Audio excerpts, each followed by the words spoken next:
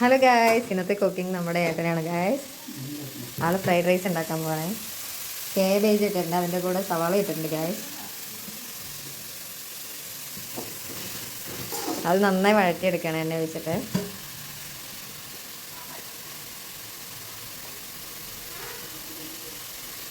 ലേശം എണ്ണ ഒഴിക്കുന്നുണ്ട് ഒന്നുകൂടെ വഴറ്റിയെടുക്കാൻ.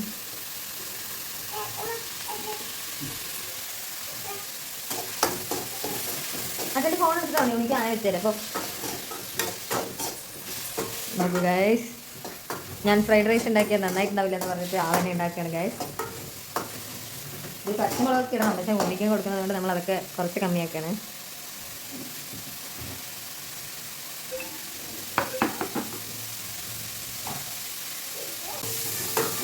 ഹലോ ഗായ്സ്, അപ്പോൾ ആൾ കുക്കിങ്ങിൻ്റെ തിരക്കിലാണ്.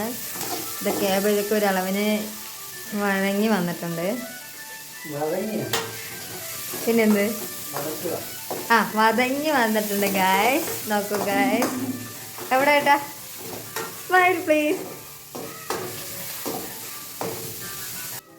അടുത്ത് അതിലേക്ക് മുട്ട മിക്സ് ചെയ്യാണ്.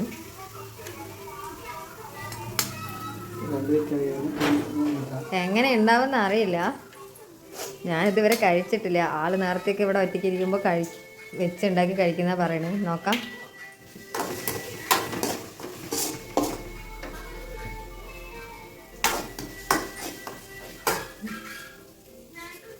ഏട്ടാ സ്മൈൽ പ്ലീസ്. പോലെ ആക്കുന്നുണ്ട്. ഇപ്പം ചിലപ്പോൾ വീഡിയോ കാണുന്നവരൊക്കെ വിചാരിക്കുന്നുണ്ടാവും ആളാണ് കുക്കിംഗ്. അല്ല, ഫ്രൈഡ് റൈസ് ഉണ്ടാക്കുന്നത് ആളാണ്.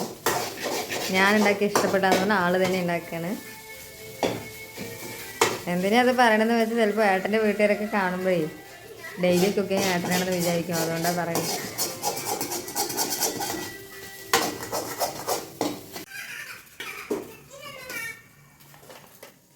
അടുത്ത് നമ്മുടെ റൈസ് അതിലേക്ക് ഇടുകയാണ്.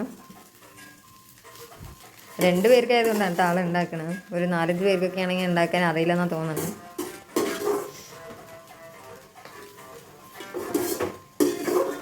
എല്ലാം ഇടണ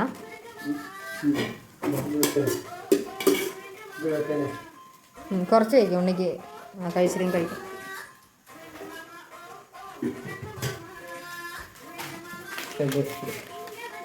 ഇതാണ് ഗൈസ് ഫ്രൈഡ് റൈസ് പൊടി.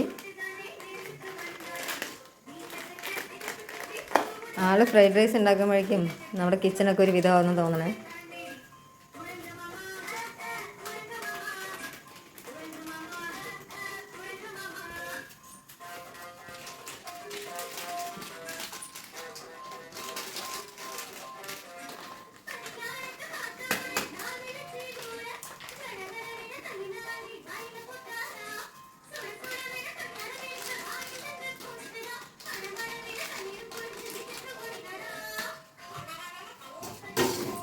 കളർ ഈ കളർ തന്നെയോ?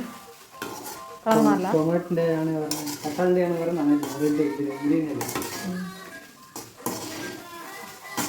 അപ്പൊ കളറും ഡിഫറെന്റ് ഉണ്ടാവുമോ പൊടി?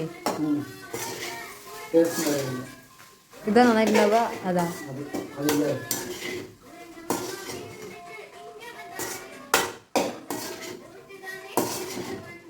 തക്കാളി ഇടേണ്ട ആവശ്യമില്ല.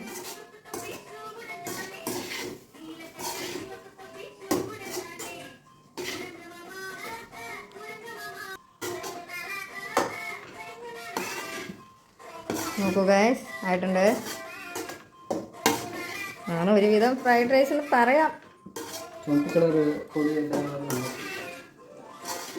മതിയല്ലോ, ആയില്ലേ? എണ്ണ ഒഴിക്കണം. അല്ല, ഏറ്റവും ലാസ്റ്റ് ലൈറ്റായിട്ട്.